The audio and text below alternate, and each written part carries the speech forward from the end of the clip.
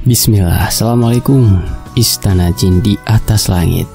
Lanjutan dari petualangan Tori di alam sana. Apa yang akan diceritakan ini, semua tokoh menggunakan nama samaran dan tidak bermaksud menyinggung kalangan manapun. Isi dalam cerita ini juga akan di luar nalar. Tapi seperti itulah yang terjadi. Sebagaimana disebutkan, jin mampu memanipulasi mata manusia seperti tempat, wujud, dan segala sesuatu yang dianggap tidak masuk akal. Percaya atau tidak, itu urusan kalian masing-masing. Selamat menyimak di Fakta Sejarah. Ini dia selengkapnya.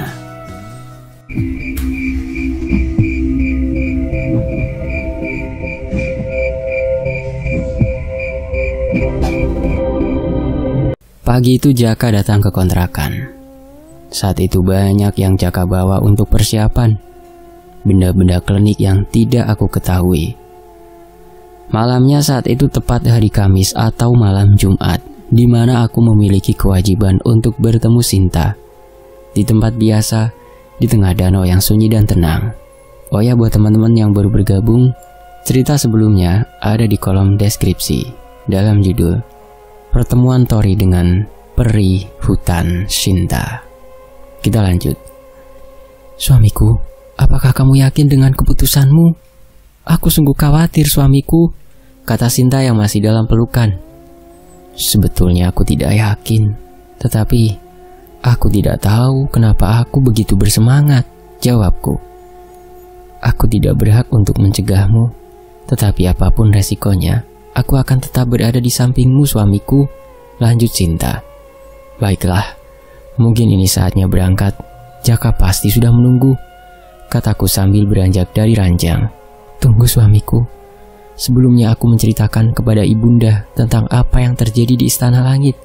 Ibunda mengatakan, jika kamu berniat untuk menolong Raja Al, sebelum berangkat kamu diminta untuk menemui ibunda terlebih dahulu, suamiku, kata Sinta yang menyusul berdiri.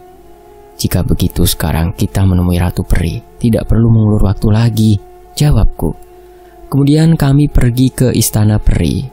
Perjalanan kami sangat singkat menuju Istana Peri. Tanpa ada hambatan, kami segera sampai di Istana Peri. Anakku, apa kau yakin ingin menerima misi yang diberikan Raja Al? Kata wanita gendut yang jelek dan menyeramkan, yakni Ratu Peri. Iya, kami akan segera berangkat, Ratu. Aku menjawab tanpa berani menatapnya lebih lama. Bagus, kau sangat pemberani. Bawalah kedua sirah bersamamu dan pulanglah dengan kemenangan, kata Ratu Peri dengan semangat. Pulanglah dengan kemenangan, kata Ratu Peri. Terima kasih, kami akan segera berangkat, jawabku. Tunggu anakku, aku punya permintaan. Jika kau menemukan sebagian jiwaku, tolong bawakan untukku. Tentunya kamu tahu seberapa pentingnya itu untukku, pinta Ratu Peri dengan ucapannya yang lembut. Aku tidak berjanji, tetapi aku akan berusaha untuk menemukannya, Ratu Peri, jawabku. Semoga beruntung anakku, kata Ratu Peri dan kami berlalu pergi. Sepanjang perjalanan keluar dari wilayah kerajaan Peri, ucapan keberuntungan diucapkan berulang-ulang oleh penghuni kerajaan Peri hingga kami keluar dari wilayah Peri. Aku kembali ke kontrakan dan Jaka sudah siap menunggu di luar, sedang bermain dengan harimau putih dan Om Ken. Tentunya sudah dalam keadaan meraga sukma. Apa kau sudah siap, Tori? Kata Jaka. Ayo berangkat. Aku tersenyum lalu kami berangkat. Aku bersama Jaka ditemani Sinta dan kedua zirah menuju ke Istana Langit. Perjalanan saat itu terasa singkat. Apa mungkin aku sudah terbiasa beberapa kali berkunjung ke Istana Langit? Saat itu jika dilihat waktunya di dunia manusia, sekitar pukul 21. Ya, aku lebih awal menemui Sinta. Karena perjalanan ini akan memakan waktu yang lama. Meskipun hitungan waktu antara manusia dan jin memiliki perbedaan. 1 hari di dunia jin sama dengan 1 jam di dunia manusia. Seperti sebelumnya, kami sampai di pintu gerbang barat yang sangat besar dan dijaga oleh 2 penjaga sebelumnya. Jaka mulai memandang sekeliling. Sepertinya Jaka juga takjub dengan pemandangan di kerajaan langit. "Selamat datang tamu terhormat, silahkan." Para penjaga gerbang jauh lebih sopan daripada sebelumnya. Gerbang barat terbuka. Kami masuk ke dalam dan suasana masih sama seperti sebelumnya, dengan pemandangan awan yang indah serta banyak bangunan yang melayang di udara. "Mohon tuan-tuan menunggu sejenak," kata penjaga itu, kemudian berlari sepertinya ingin menyampaikan kepada atasannya. Kami duduk di taman awan. Kursi yang sangat lembut dan nyaman, hingga aku tersenyum sendiri menikmatinya. "Tori, kau tahu tempat seperti ini kenapa tidak kasih tahu aku dari awal? Ini benar-benar luar biasa. Baru kali ini aku menemukan alam gaib yang seindah ini," kata Jaka yang juga tersenyum seorang diri, menikmati pemandangan di sekitarnya. "Tapi kau akhirnya di sini juga kan, Jaka?" Aku menjawab sambil berdiri menghampiri penjaga gerbang satunya. "Maaf, kemana tadi perginya penjaga itu? Kenapa kami harus menunggu di sini?" Aku bertanya. "Sebelumnya kami diperintahkan oleh raja untuk segera menyampaikan jika tuan dan rekannya datang," kata penjaga itu, dan kemudian beberapa sosok datang. "Selamat datang Tuan Tori," kata Sabrani. "Oh Sabrani, aku lebih suka wujudmu yang seperti ini." Aku menghampiri Sabrani dan memegang sayapnya. "Langsung saja akan saya antarkan kepada beliau, Tuan," kata Sabrani. "Baiklah, maaf merepotkanmu Sabrani." Aku balas ucapannya dan duduk di punggungnya, disusul Sinta. Jaka dan kedua Zirah menaiki tunggangan seperti garuda dan burung aneh yang aku tidak ketahui namanya. Sesaat kemudian, kami sampai di depan Istana Langit. Pintu terbuka lebar. Kami memasuki istana, dan di dalamnya sudah ada banyak sekali makhluk tidak seperti sebelumnya. Di ruangan yang besar, berkumpul beberapa tokoh kuat, dan terlihat Raja Al tengah duduk di singgasana dengan kemewahan yang ada. "Salam Baginda Raja, Tuan Tori sudah datang," kata Sabrani dalam wujud manusianya. Sinta dan kedua Zirah itu menunduk mengikuti Sabrani. "Berdirilah kalian. Selamat datang Tuan Tori, dan siapakah manusia kuat ini?" kata Raja Al memuji. "Salam Raja Al, aku Jaka," jawab Jaka sambil membusungkan dada memperlihatkan bahwa dia tangguh. "Silahkan duduk semuanya," pinta Raja Al. "Tidak perlu berlama-lama Raja Al, langsung saya katakan saja. Kami bersedia menolong Anda, tapi saya memiliki persyaratan, yaitu jika kami berhasil, Anda harus mengampuni Ratu Peri dan mengizinkannya untuk kembali ke Istana Langit bersama pengikutnya. Seandainya kami gagal, setidaknya Anda bisa mengizinkan pengikut Ratu Peri leluasa memasuki Kerajaan Langit," pintaku. Istana Langit memang terbuka untuk siapa saja, kecuali pengikut Ratu Peri. Anak-anak Ratu Peri bisa masuk ke wilayah Kerajaan Peri karena toleransi yang diberikan Raja Al. "Permintaan macam apa itu?" bentak Pangeran Elbras. "Hentikan tindakan yang tidak sopan itu, Elbras," balas Raja Al. Tapi ayah." "Cukup. Maaf atas perilaku anakku yang tidak pantas, Tuan Tori," pinta Raja Al. "Tidak apa-apa Raja Al, saya tidak ambil hati," jawabku. Apa-apaan itu? Ayah anak memiliki sikap yang jauh berbeda. "Dengarkan ayahmu itu makhluk peniru manusia," kata Jaka yang tersulut emosi. "Apa kau bilang?" Pangeran Elbras berdiri. "Kenapa? Mau bertarung? Maju sini," tantang Jaka. "Kurang ajar, kuhabisi kau." Pangeran Elbras bersiap menyerang Jaka, kemudian, "Hentikan!" Raja Al memegang tangan Pangeran Elbras. Teriakannya mengguncang seluruh ruangan seperti terjadi gempa yang dahsyat. "Elbras, kau sudah keterlaluan. Pergi dari hadapanku dan renungkan kesalahanmu," perintah Raja Al. Pangeran Elbras tidak bisa membantah dan pergi dari ruangan dengan kesal. Sekali lagi maafkan kelakuan putraku, Elbras. Aku terima semua syaratmu, Tuan Tori. Dan aku akan menambahkan, jika kalian berhasil, akan aku buka gerbang surga langit untuk kalian. Jelas Raja Al. Wah, serius? Mustahil. Luar biasa. Hiruk pikuk seisi ruangan saling berbicara setelah Raja Al menawarkan memasuki gerbang surga. Gerbang surga adalah tempat paling mulia dan lebih tinggi dari istana langit. Siapapun yang menginjakan kaki di dalam gerbang surga akan mendapatkan manfaat luar biasa. Konon, gerbang surga dihuni oleh makhluk yang memiliki ciri khas bersayap, seperti bidadari atau malaikat. Tidak sembarang orang bisa masuk, bahkan anggota keluarga kerajaan sekalipun tidak bisa memasukinya, kecuali raja dan putra mahkota. Sejauh ini hanya Raja Al saja yang pernah memasuki gerbang surga. Pernah ada yang memaksa untuk masuk gerbang surga, tetapi tidak pernah ada yang berhasil, dan justru malah berakhir di gerbang neraka. Penjaga gerbang surga katanya lebih kuat daripada Raja Al sendiri, sebab Draka pernah mencoba untuk masuk, tetapi dikalahkan oleh penjaga gerbang surga dan berakhir di gerbang neraka. Untunglah Draka berhasil selamat keluar dari gerbang neraka. Sementara itu, lelaki tua dengan baju serba kuning keemasan berkata, "Tunggu Yang Mulia, apakah penawaran Anda tidak terlalu berlebihan? Aku yakin dengan keputusanku. Apakah ada yang keberatan?" Jelas Raja Al. "Jika itu adalah keputusan Anda, tentu kami tidak keberatan Yang Mulia," jawab lelaki tua itu sambil membungkuk. "Baiklah. Karena perjalanan ke gerbang neraka akan sangat berbahaya, siapa di antara kalian yang bersedia menemani Tuan Tori? Tentu ketika kalian berhasil, kalian yang menemani Tuan Tori akan diizinkan masuk gerbang surga juga," kata Raja Al.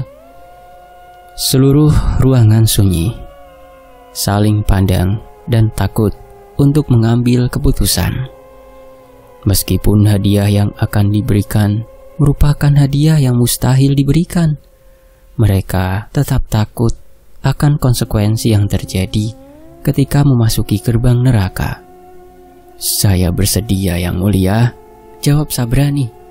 "Sabrani?" kataku senang. "Baiklah, sepertinya tidak ada yang berani kecuali dirimu Sabrani. Tuan Tori, apakah tidak masalah pergi hanya dengan sedikit orang? Jika tidak, akan saya pilih beberapa untuk menemani Anda," kata Raja Al. "Raja Al, Sabrani cukup untuk menemani kami. Terlalu banyak justru akan memperlambat perjalanan kami. Kami siap berangkat," kataku yakin. Sabrani sebetulnya takut memasuki gerbang neraka. Dia merasa sangat bersalah jika dia tidak ikut serta menemaniku. Secara tidak langsung Sabranilah yang menyebabkan aku harus pergi menempuh bahaya yang tidak diketahui levelnya. Meskipun Sabrani tidak mengajukan diri ingin menemaniku, pastinya aku yang akan memohonnya untuk menemani kami. Meskipun Sabrani tidak sekuat Draka atau Raja Al sekalipun, aku merasa aman saja berada di dekatnya. Tim sudah terbentuk. Aku ditemani oleh Jaka, Sinta, kedua Zirah yakni Shira dan Shire, serta Sabrani bersiap menuju gerbang neraka. "Tunggu!" Seorang tiba-tiba muncul memasuki ruangan. "Yang Mulia, izinkan aku juga menemani manusia ini," kata Draka yang baru saja tiba. Seisi ruangan kembali ramai saling berkata membicarakan Draka. "Ya, di antara kami semua, hanya kau Draka, satu-satunya yang tahu di balik gerbang neraka. Aku tidak keberatan jika kau ikut Draka," jawab Raja Al. "Tunggu Yang Mulia, saat ini Tuan Draka adalah penopang kerajaan langit. Jika Tuan Draka pergi, hamba takut istana langit akan runtuh jika terjadi sesuatu dengan Tuan Draka. Ditambah kondisi beliau dalam keadaan lemah saat ini," kata lelaki tua berbaju kuning keemasan bernama Kamba, salah satu penasihat senior kerajaan langit. Tetapi aku tidak punya hak melarang Draka untuk menemani mereka semua, Kamba, jawab Raja Al. Kamba memasang muka yang khawatir dan gelisah. Tuan Draka, tolong pikirkan kembali niat Anda, pinta Kamba. Baiklah, ada benarnya apa yang kau katakan, Kamba. Maaf yang mulia, aku mengurungkan niatku. Aku sungguh tidak memahami kondisi yang mulia. Draka berpikir sejenak dan membatalkan niatnya untuk mengikuti kami. Draka, sahabatku, keputusanmu benar. Hanya kau yang bisa melindungi Paduka saat ini. Aku berjanji jika misi berhasil, kesempatan untuk memasuki gerbang surga akan aku berikan kepadamu, kata Sabrani. Apa yang kau katakan, Sabrani? Jika kalian berhasil, hadiah itu milik kalian. Aku masih punya banyak kesempatan untuk ke sana. Kata Draka, kemudian berlalu pergi. Draka adalah seekor naga yang memiliki harga diri yang tinggi. Tidak mungkin dia menerima pemberian secara cuma-cuma. Meskipun dalam hati Draka sangat menginginkan pergi ke gerbang surga, itu akan dia lakukan dengan usahanya sendiri. Baiklah, jika begitu kami akan berangkat sekarang, Raja Al, kataku bersemangat. Aku Al-Masyhur mengucapkan terima kasih banyak-banyaknya kepada kalian. Aku hanya berharap kalian bisa kembali dengan selamat, apapun itu hasilnya, jawab Raja Al. Hurrah! Teriakan semangat di seluruh ruangan itu menggema. Mereka bersorak menyemangati kami hingga sampai di pintu istana. Sorakan itu membuatku merinding, tetapi juga membuat semangat kami membara. Di pintu istana, Draka sepertinya menunggu kami. Tatapannya serius dan tajam. Dalam wujud manusianya, Draka kemudian menghampiri kami. Sayang sekali, aku tidak bisa ikut bersama kalian. Tetapi setidaknya, aku akan berikan sedikit informasi mengenai gerbang neraka, kata Draka. Aku tahu kau pasti akan membantu kami dengan cara lain, temanku. Aku sangat berguna sekali jika kami tahu informasi di dalam gerbang neraka, balas Sabrani. Tapi ini hanya sedikit informasi yang mungkin tidak berguna, tapi setidaknya kalian tahu, jelas Draka. Draka menjelaskan saat Draka dilempar ke gerbang neraka oleh penjaga surga. Draka tepat berada di balik gerbang neraka. Di sana memiliki udara yang busuk serta aura yang melemahkan penghuni kerajaan langit. Di sana terdapat 7 jalur jembatan yang harus dilalui, dan tidak bisa kembali mundur setelah memilih salah satu jembatan yang ingin didahului. Saat itu Draka memilih jalur tengahnya, yang seharusnya dia tidak memilih dari 7 jalur tersebut, dan berakhir di lautan magma yang bergejolak. Beruntungnya Draka adalah naga api. Panasnya magma tidak ada artinya buatnya. Yang menjadi masalah adalah penghuni lautan magma tersebut. Ada sekumpulan makhluk kuat yang menghuni tempat itu yang membuat Draka hampir kehilangan nyawanya. Draka sempat bertarung dan Draka kalah. Dalam keadaan sekarat, Draka dibuang ke jurang yang sangat dalam. Saat itu Draka membentur dinding jurang dan tersangkut di sela dinding tersebut. Beruntungnya Draka tidak terjun ke dalam jurang. Dia tersangkut di sela-sela dinding jurang dalam keadaan sekarat. Selama beberapa waktu, hari, bulan, atau mungkin tahun Draka di sana. Situasi di sana membuat Draka sulit untuk memulihkan diri. Hingga akhirnya, setelah Draka mulai bisa bergerak, Draka memanjat dinding jurang tersebut hingga sampailah di pintu gerbang neraka. Akan tetapi, ada 7 gerbang di sana. Saat itu Draka berpikir, jika dia salah memilih salah satunya, tamat sudah riwayatnya. Tetapi belum sempat Draka untuk memilih ingin memasuki gerbang.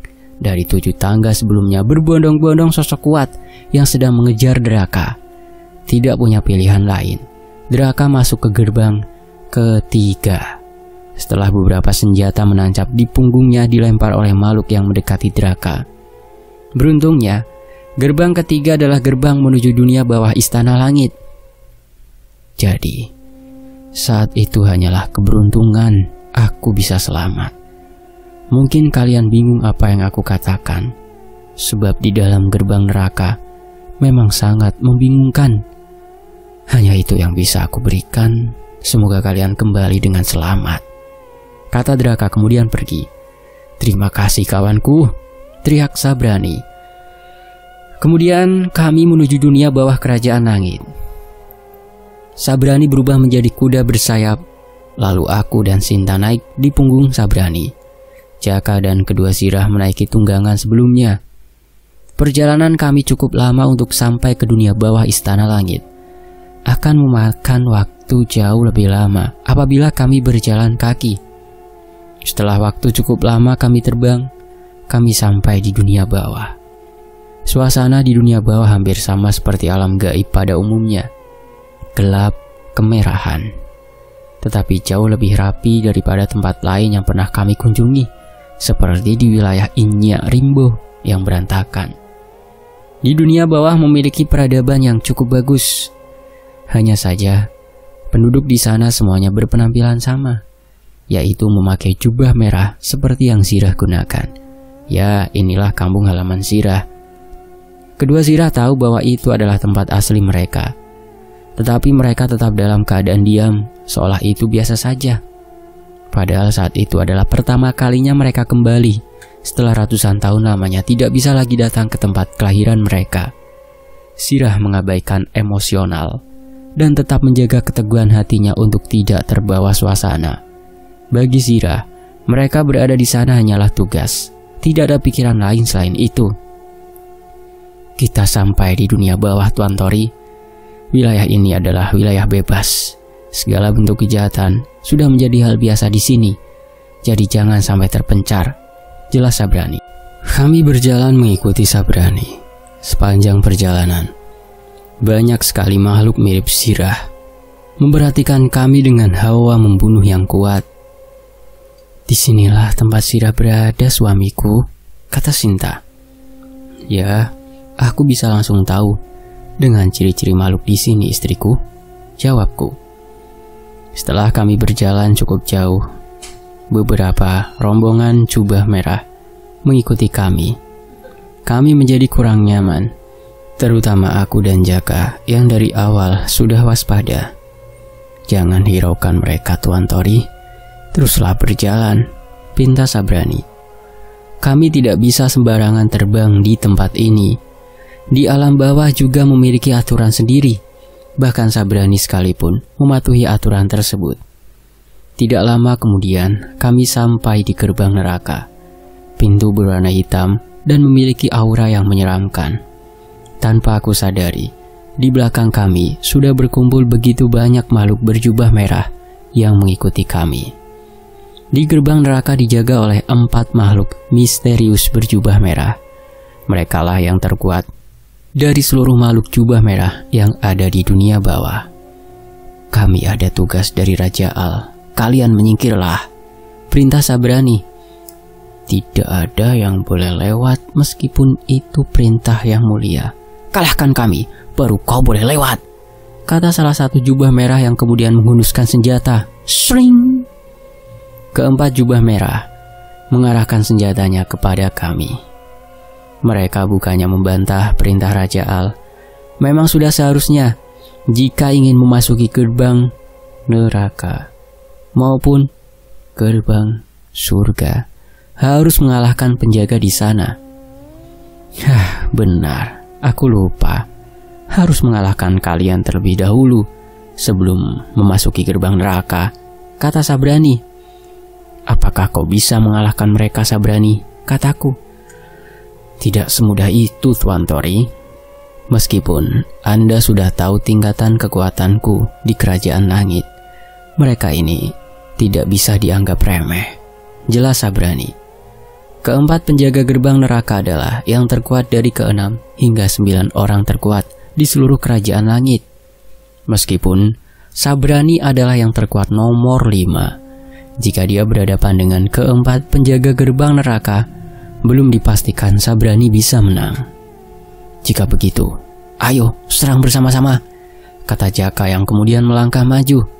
Tidak, Tuan Jaka. Jika ingin melewati gerbang neraka, salah satu dari kita harus melawan keempat penjaga gerbang neraka. Itu adalah aturan yang sudah jelas. Begitukah? Baiklah, biarkan aku yang maju. Dengan percaya diri Jaka melangkah maju. Jadi kau manusia yang akan melawan kami? Kami tidak akan menahan diri. Bersiaplah, kata salah satu penjaga gerbang neraka. Majulah. Star. Jaka mengeluarkan pusaka andalannya, keris yang diselimuti api dan memiliki kelenturan dan panjang seperti cemeti. Dalam sekejap, Jaka sudah terkepung dari 4 sudut. Jaka kemudian merapalkan sebuah mantra atau ajian yang dia miliki. Dalam sekejap, keempat jubah merah serentak menyerang Jaka. Tetapi serangan keempat jubah merah tidak menyentuh Jaka sama sekali. Jaka seperti dilindungi oleh dinding yang tidak terlihat. Setiap serangan yang dilancarkan jubah merah selalu terpental. Akan tetapi, Jaka juga tidak dapat menyerang karena fokus dengan pertahanan. Pertahanan Jaka yang ditunjukkan sangat mirip saat Jaka menahan serangan Inyak Rimbo. Sepertinya jauh lebih stabil dibandingkan ketika melawan Inyak Rimbo. Serangan keempat jubah merah sangatlah cepat, bahkan jauh lebih cepat dari Shire dan Shuru, yaitu kedua sirah wanita bertanduk yang mengawal kami di wilayah Inyak Rimbo. Cediang! Jaka terpental bersamaan dengan keempat jubah merah saat pelindung Jaka hancur. Aku menyerah. Tidak aku sangka kalian berempat sangat kuat sekali. Padahal aku sudah menyempurnakan teknik pertahananku, kata Jaka kemudian bangun setelah tersungkur. Kau cukup hebat untuk seorang manusia. Aku terkejut. Tetapi jika ingin melewati gerbang neraka, tetap kalian harus melewati kami terlebih dahulu, kata salah satu jubah merah. Baiklah, jika begitu aku yang melawan kalian, kata Sabrani yang kemudian berubah menjadi wujud manusianya. Tetapi sebelum Sabrani maju melangkah, Shira, salah satu pengawal kami, sudah berada di depan menantang keempat jubah merah penjaga gerbang neraka. Istriku, apakah kau perintahkan Shira untuk melawan mereka? Kataku. Tidak suamiku, itu keinginan Shira sendiri. Ini adalah kampung halamannya. Mungkin Shira mengenal salah satu dari keempat jubah merah itu. Kita lihat saja suamiku, jawab Sinta. Oh, baiklah. Biarkan pengawal kalian mencoba. Sabrani kembali mundur. Aku ragu Shira mampu melawan keempat jubah merah, karena saat itu aku belum pernah melihat Shira beraksi. Saat itu pertama kalinya aku melihat Shira bertarung. Kau siapa? Kenapa kau mirip dengan kami? Kata salah satu jubah merah. Dia memang salah satu dari kita. Sepertinya dia sudah lama meninggalkan dunia bawah dan sudah menemukan tuannya, kata jubah merah lainnya. Siapapun kau, kami tidak akan menahan diri, mereka kembali mengatakan. Keempat jubah merah bersiap untuk menyerang Shira. Shira masih berdiri tenang, tidak bergerak sedikit pun. Sikapnya dalam menghadapi musuh sangat sembrono. Apakah Shira tidak tahu yang dia lawan adalah salah satu dari 10 orang terkuat di kerajaan langit? Kenapa pertarungan itu diharuskan? Bukankah justru merugikan kedua pihak? Dan pastinya itu menghambat kami. Itu yang aku pikirkan sebelumnya. Tetapi pertarungan tersebut memang dibutuhkan untuk menguji kami. Kecuali bagi makhluk yang memang sedang dalam hukuman, mereka akan langsung dilempar begitu saja ke gerbang neraka. Meskipun gerbang neraka adalah tempat yang sangat berbahaya, di dalamnya juga terdapat pusaka serta sesuatu yang berharga yang dibutuhkan oleh makhluk yang menginginkannya. Keempat jubah merah langsung menyerang Shira bersamaan. Ketika senjata mereka hampir mengenai Shira, tiba-tiba Shira menghilang begitu saja. Puk, tak tak. Tss. Keempat jubah merah seketika tumbang bersamaan. Shira menyerang mereka dengan tangan kosong. Tidak seperti biasanya, seorang Shira melawan musuhnya dengan tangan kosong, yang artinya Shira tidak berniat untuk melukai mereka. Keempat jubah merah mulai serius dengan melepaskan jubahnya dan kembali menyerang Shira dengan kecepatan jauh lebih cepat.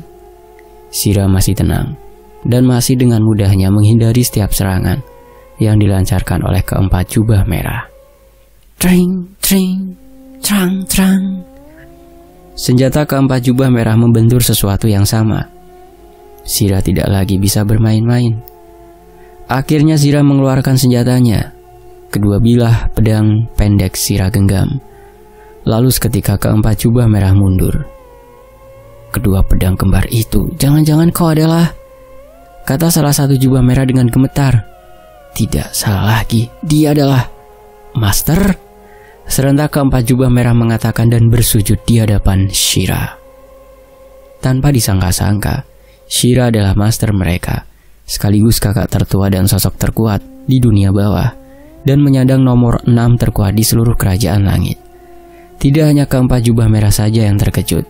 Ratusan makhluk jubah merah di belakang kami juga ikut bersujud di hadapan sosok legenda terkuat di dunia bawah yang sudah lama menghilang dan muncul di hadapan mereka setelah ratusan tahun berlalu.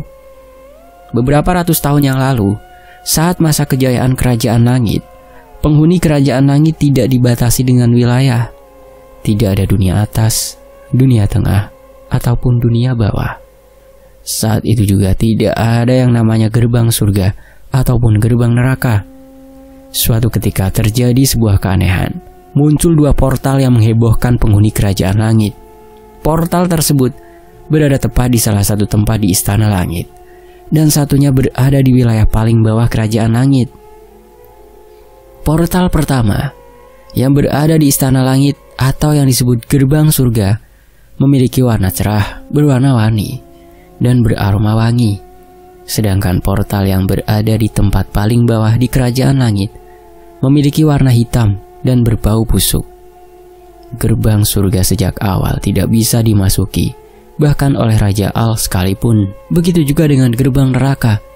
Suatu ketika, terjadi kehebohan di saat kemunculan makhluk dari gerbang surga dan gerbang neraka yang saat itu masih dalam bentuk portal.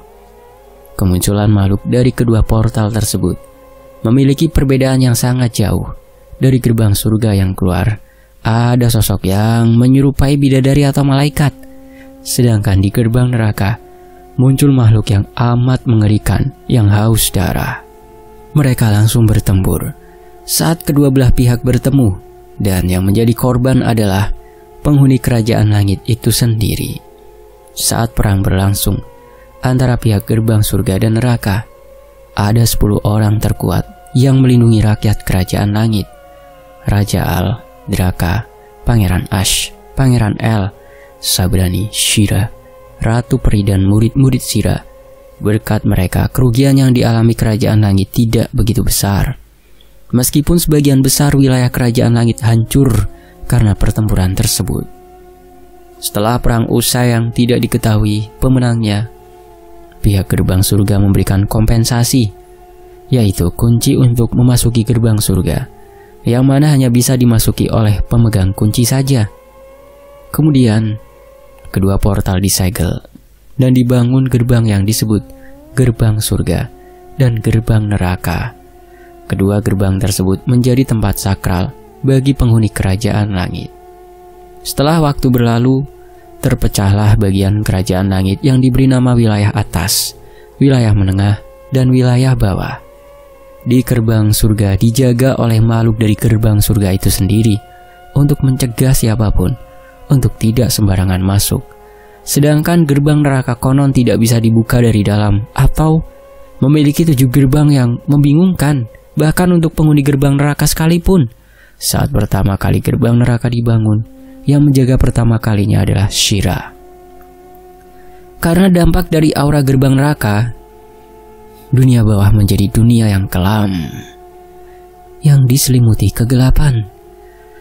Penduduk dunia bawah mulai terasa diasingkan dan tidak dipedulikan oleh kerajaan langit. Kecuali satu orang, yaitu makhluk tercantik di jagat langit, yaitu Ratu Peri. Hanya Ratu Peri seorang yang sering berkunjung ke dunia bawah hanya untuk sekedar berkunjung. Tentu tidak, Ratu Peri sangat menyukai Shira dengan sikapnya yang dingin, namun memiliki kesetiaan yang tinggi. Meskipun Raja Al seperti mengabaikan penduduk dunia bawah, Shira tetap memegang teguh amanah untuk menjaga gerbang neraka dengan nyawanya sekalipun. Namun, di saat Pangeran Ash memberontak dan Ratu Peri terkena imbasnya, hanya satu orang yang berani membela Ratu Peri, yaitu Shira. Setelah Ratu Peri dibuang ke daratan, seluruh penghuni dunia bawah ingin mengikuti Ratu Peri, tetapi dicegah oleh Shira, yang akhirnya Shira sendiri yang mengikuti Ratu Peri bersama 3 sirah lainnya. 3 sirah lainnya adalah Shire, Shiri, dan Suru, adalah murid dari Ratu Peri. Setelah Shira pergi, dunia bawah menjadi kacau. Banyak kejahatan terjadi di sana. Semua itu menjadi hal wajar di dunia bawah untuk menjadi kuat. Seperti yang pernah aku sampaikan sebelumnya, Shira memang pengawal pribadi Ratu Peri. 3 di antaranya adalah murid Ratu Peri, dan satunya adalah orang dengan keinginannya sendiri untuk mengikuti Ratu Peri. Dari segi kekuatan, Shira jauh lebih tinggi dibandingkan Ratu Peri dalam keadaan sempurna. Namun keinginan Shira mengikuti Ratu Peri tidak sia-sia. Bakatnya dalam pertarungan bisa dia salurkan setelah mengenalku dan mengikutiku menjelajah ke berbagai dunia gaib. Shira disebut sebagai legenda terkuat di dunia bawah karena mampu menjaga gerbang neraka sendirian. Beberapa kali penghuni gerbang neraka keluar, semuanya bisa Shira tangani sendiri. Shira tidak pernah melepaskan jubahnya. Tidak pernah ada yang tahu wujud Shira itu seperti apa, dan tidak ada yang pernah melihat Shira bertarung dengan sungguh-sungguh. Mungkin julukan terkuat nomor 6 akan berubah jika Shira menunjukkan kemampuan aslinya. Semua penghuni dunia bawah menghormati Shira. Mereka bahkan sampai mengikuti gaya penampilan Shira, seperti yang sudah diketahui dengan identik jubah merah yang sering Shira gunakan. Wah, aku terkejut. Ternyata si nomor 6 ada di antara kita, kata Sabrani. Aku yang lebih terkejut, Sabrani. Aku juga merasa malu. Aku kira Shira hanyalah pengawal biasa. Ternyata dia bahkan di atas ibuku, sahut Sinta. Aku dan Jaka tidak bisa berkata apa-apa. Di balik kemisteriusan Shira menyimpan sesuatu yang luar biasa mengerikan. Aku hanya bertekad untuk bisa menjadi kuat. Apa yang aku miliki saat itu masih jauh dari kata mampu. Pelajaran yang diberikan Basabar tidak bisa aku gunakan secara maksimal sebagaimana Basabar melakukannya. Kami sangat senang Master akhirnya kembali. Tapi kami mengerti, Master kesini bukan untuk kembali, tetapi ingin pergi menemani mereka. Kami percaya Master akan kembali dengan selamat, kata salah seorang jubah merah. Shira hanya terdiam dan melangkah di depan mereka, lalu menuju ke arah kami. Berarti kalian sekarang mengizinkan kami untuk lewat, kata Sabrani. Mana kami berani menghadang kalian jika ada Master kami di antara kalian. Silahkan, semoga kalian beruntung, jawab jubah merah. Kami memasuki gerbang neraka, disambut teriakan yang ditujukan oleh Shira. Semoga beruntung, Master! Serentak diucapkan seluruh jubah merah yang ada di sana. Suasana seketika berubah saat kami memasuki gerbang. Aku merasa sesak dengan bau busuk yang menyengat. Seperti yang dikatakan Draka, di hadapan kami adalah jurang yang gelap, yang tidak diketahui dasarnya. Ada 7 jembatan di atasnya. Kami harus memilih salah satunya. Jalur mana yang kita pilih, Tori? Kata Jaka. Bagaimana menurutmu, Sabrani?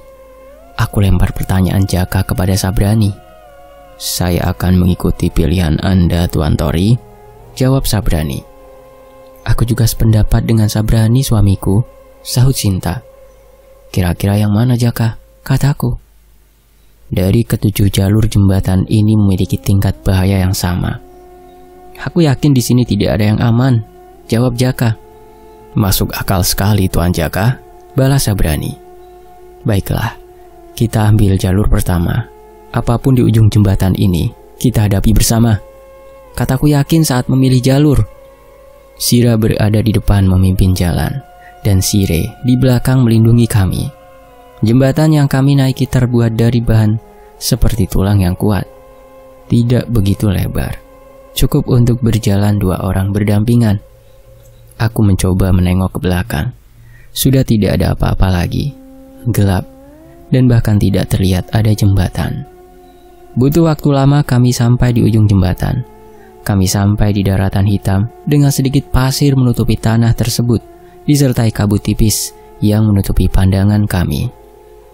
Ketika kami melangkah beberapa saat, terdengar nyanyian sayup-sayup yang menyayat hati.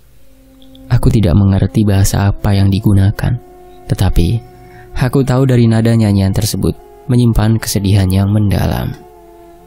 Nyanyian yang mengerikan, tidak disangka aku mendengarnya langsung, kata Jaka sambil menggenggam kerisnya. Apa kau mengetahui sesuatu tentang nyanyian ini, Jaka? Kataku penasaran. Ini adalah nyanyian kematian. Siapapun yang mendengarnya akan menemui ajalnya. Jelas Jaka. Nyanyian kematian yang dikatakan oleh Jaka adalah sesuatu yang dia ketahui dari catatan yang diberikan Mbah Kun kepadanya.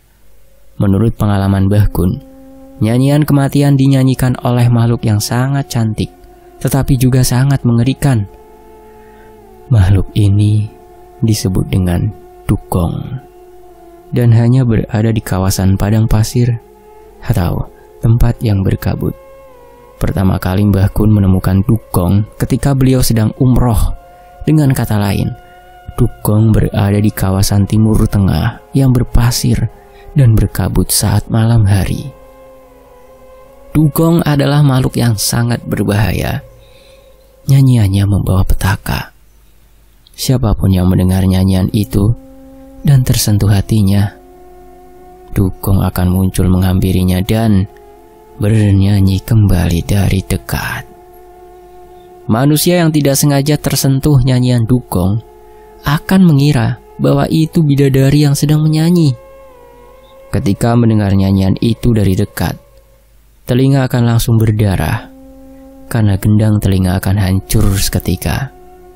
Meskipun demikian, seseorang yang mendengar nyanyian dugong dari dekat, dia tidak akan menyadari jika gendang telinganya hancur hingga nyanyian itu selesai. Seseorang yang didatangi dugong akan sangat senang sekali, karena mengira itu adalah bidadari, karena kecantikan dugong yang luar biasa. Tetapi setelah selesai bernyanyi, dugong akan berubah menjadi menyeramkan, kemudian mencabik-cabik dari tubuh seseorang yang dia datangi. Tidak hanya itu saja, dugong juga akan memakan jiwa tersebut. Serius ada makhluk seperti itu, Jaka? Kataku. Aku juga tidak yakin, Thor. Seperti itulah yang diceritakan dalam catatan Mbah Kun, jawab Jaka. Sayup-sayup, kami mendengar nyanyian memilukan itu kembali. Kami tidak beranjak dari tempat kami, karena kabut yang menutupi pandangan. Kami tidak bisa melangkah sembarangan. Aku tahu makhluk apa itu, suamiku. Apa yang dikatakan rekanmu memang benar. Jika makhluk itu memang berbahaya, tapi makhluk itu masih sejenis dengan kami, dan disebut peri tidur, yang menghantui siapapun yang dia temui di malam hari. Dia tidak memakan daging manusia, tetapi memakan ruh mereka. Jelas Sinta. Menurut pandangan Sinta, peri tidur ini adalah makhluk yang memiliki tingkatan di atasnya kaum Sinta dan berumur jutaan tahun. Semua yang dikatakan Tuan Jaka maupun Putri Sinta semuanya benar. Sosok ini memiliki banyak nama dan julukan. Tidak perlu heran jika di sini kita menemui sesuatu yang tidak pernah kita temui sebelumnya. Di sini adalah tempat terburuk yang dihuni oleh makhluk kuat dari manapun berasal. Mungkin manusia juga ada yang tinggal di sini. Jadi, persiapkan diri kalian untuk yang terburuk, kata Sabrani. Suara nyanyian itu semakin mendekat. Suamiku, jangan jauh-jauh dariku, kata Sinta waspada. Aku dan Jaka mulai was-was. Ini akan menjadi pengalaman pertama kami bertemu sosok baru yang tidak kami ketahui kemampuannya. Suara itu semakin keras dan menekan kami. Debu beterbangan bercampur dengan kabut. Jika kami tidak dalam keadaan meraga sukma, sudah dipastikan gendang telinga kami hancur. Saat nyanyian itu berhenti, di balik kabut yang tipis, terlihat samar-samar seseorang berdiri melayang setinggi lutut. Semakin lama, semakin jelas sosok tersebut. Seorang wanita telanjang dengan lekuk tubuh yang indah serta paras yang cantik luar biasa. Aku dan Jaka hampir tenggelam ke dalamnya. Wanita itu tersenyum genit dan berkata, "Siapa kalian?" Katanya dengan nada yang lemah lembut, pelan dan halus, yang kemudian berubah mengerikan setelah melihatku dan Jaka. "Kak!" Wanita itu berteriak berubah sangat mengerikan, seperti hendak menerkam kami. Dengan cepat Sire langsung menyerang, tetapi serangan Sire dihindari. Kemudian sosok wanita itu mundur dan menghilang di antara kabut. Sekali lagi terdengar nyanyiannya. Aku merasakan takut saat itu. Kami seperti mangsa yang sedang diburu. Hati-hati, ini adalah wilayahnya. Jangan sampai terpisah. Tetap bersama dan terus berjalan. Tujuan kita masih jauh di dalam, kata Sabrani yang kemudian memimpin jalan. Semakin jauh kami melangkah, semakin aku bingung. Saat itu kami sudah dikelilingi oleh kabut dan masih terdengar suara nyanyian yang menyentuh hati, yang lama-kelamaan membuatku merinding. Sebisa mungkin kami menghindari pertarungan. Kami juga masih belum menemukan petunjuk di mana tombak naga emas berada. Semakin kami melangkah ke dalam, nyanyian memilukannya mengerikan itu bertambah banyak, yang artinya ada lebih dari satu dugong di kawasan ini. Sabrani mulai ragu untuk mengambil langkah. Satu dugong saja belum tentu bisa kami kalahkan. Jika ada banyak dugong, kemungkinan ada korban di pihak kami, sudah jelas, pikir Sabrani. Tetap waspada, saat ini kita sedang dalam buruannya. Jangan lengah, kata Sabrani. Tidak peduli makhluk apa yang akan aku lawan, aku tidak pernah takut, kata Jaka sambil mengeluarkan kerisnya yang menyala-nyala. Cetar. Keris Jaka seperti hidup, menari-nari seperti ular yang menggeliat dibakar api. Cahaya dari keris Jaka justru memberikan tanda lokasi kami. Suara nyanyian semakin dekat dan membuat kami semakin panik. Cetar. Jaka mulai menyerang ke segala arah. Kak! Cerat! Dugong menyerang di sisi kiri kami. Sira dengan cepat memotongnya sebelum sempat menyentuhku. Dari ekspresi Sira sendiri, dia tidak main-main. Bahkan Sire melepaskan jubahnya dengan wujud seorang wanita dengan kulit hitam dengan kedua senjata yang memiliki 3 mata pisau. Sementara itu, semakin banyak suara nyanyian yang membuatku jadi bingung. Begitu juga Jaka. Dia terus mengayunkan senjatanya tanpa arah. Hingga akhirnya Jaka tidak terkendali dan terpecah dari barisan hingga membuat titik buta Jaka tidak terlindungi. "Jaka, awas!" aku teriak. Tapi sudah terlambat. Jaka ditarik oleh dugong dan terpisah dari kami. Kemudian Sira dan Sire menyusul Jaka. Menurut catatan Bahkun, dugong adalah makhluk individu. Mereka tidak berkelompok karena kebiasaannya yang memang menyendiri dan sembunyi-sembunyi. Bertemu satu dugong saja sudah menjadi malapetaka, apalagi ada banyak. Konon, dugong juga abadi. Dengan kata lain, tidak bisa mati meskipun ditebas hingga kepalanya lepas. Bagian tubuhnya yang terpotong akan menyatu kembali. Semua makhluk pasti bisa mati. Hanya saja dalam catatan Bahkun, tidak diketahui informasi detail tentang dugong dan cara untuk melawannya. Dalam catatan yang disebutkan mengenai dugong, Bahkun hanya mengatakan, "Jika kamu merasakan kehadiran makhluk dugong, larilah." Sementara itu dugong yang ditebas Sira sudah pastinya tidak mati. Bertemu satu dugong saja sangat merepotkan, apalagi yang kami temui saat itu sangat banyak jika didengar dari suara nyanyiannya. Dan tentunya itu juga menjadi hal yang tidak biasa. Dugong adalah makhluk langka.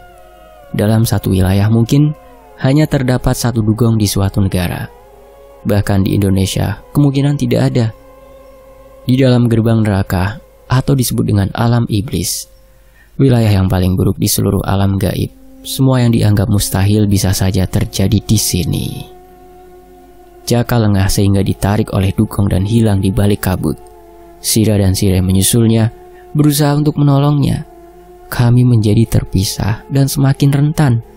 Sabrani juga tidak bisa berbuat apa-apa kecuali bertahan. Rekanmu sangat ceroboh sekali suamiku, kata Shinta. Ya, itu sudah menjadi sifatnya. Semoga dia baik-baik saja, jawabku.